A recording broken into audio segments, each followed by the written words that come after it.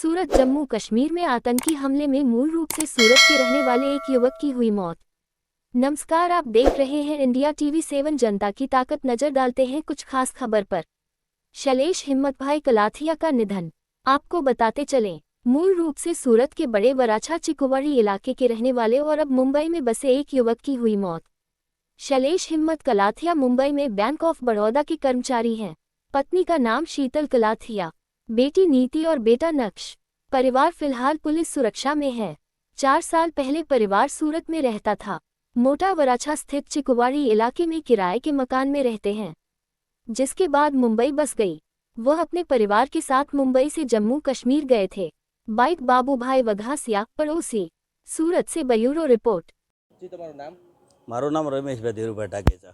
આજે કાશ્મીરમાં જે ઘટના બની છે એ એ કોણ છે અને એમના પરિવારમાં કોણ કોણ? એમનું નામ છે શૈલેષભાઈ હિંમતભાઈ કળથિયા અને હરિકુંજ સોસાયટી વિભાગ બીજો, ત્યાં એમનું રહેવાનું છે. અમે પણ સાથે રહીએ છીએ, એમના પાડોશી છીએ. અમે એક જ સોસાયટીમાં રહીએ છીએ અને બોમ્બે નોકરી કરતા શૈલેષભાઈ.